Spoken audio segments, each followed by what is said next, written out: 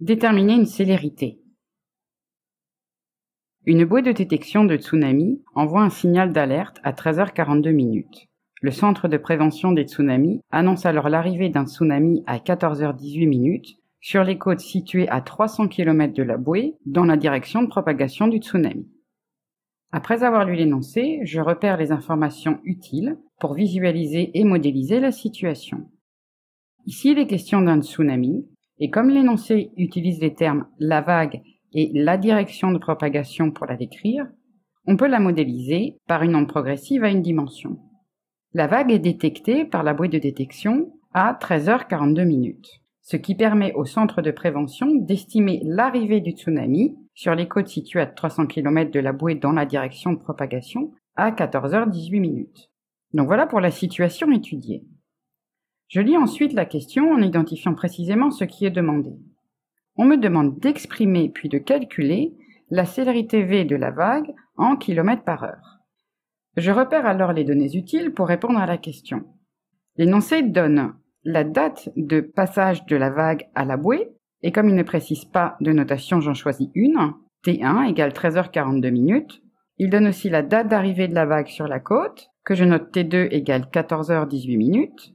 Et enfin, il donne la distance entre la bouée et la côte, que je note D égale 300 km. Maintenant que j'ai bien identifié ce qu'on me demande et ce qu'on me donne, je cherche dans le cours le lien entre ce qu'on me demande et les données utiles.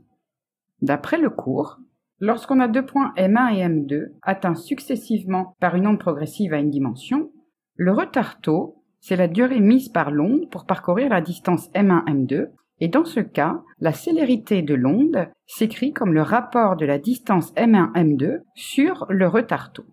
Donc connaissant la distance entre la bouée et la côte, et les dates T1 et T2 de passage de la vague à la bouée et à la côte, par application de la formule du cours, j'obtiens directement la célérité demandée.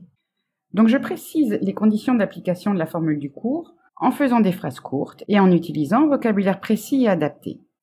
La vague de tsunami qui se propage de la bouée à la côte est assimilée à une onde progressive à une dimension.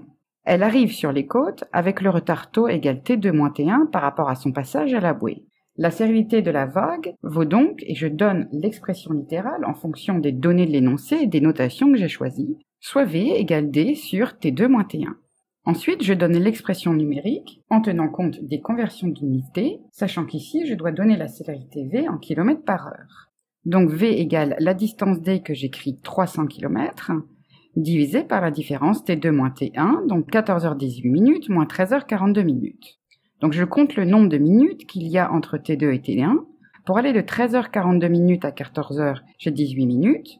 Puis pour aller de 14h à 14h18, eh bien j'ai à nouveau 18 minutes, donc 18 plus 18 égale 36. Donc finalement, j'ai V qui vaut 300 km divisé par 36 minutes. Sachant qu'une minute c'est un 60e d'heure, je peux écrire V égale 300 km divisé par 36 fois 1 divisé par 60. Puis je fais l'application numérique à la calculatrice et je garde le nombre adapté de chiffres significatifs. Donc soit 300 divisé par 36 fois 1 60e, donc 1 divisé par 60, et j'obtiens ceci. Donc j'ai finalement V égale 5,0 fois 10 puissance 2 km/h, ce qui me donne environ 500 km/h.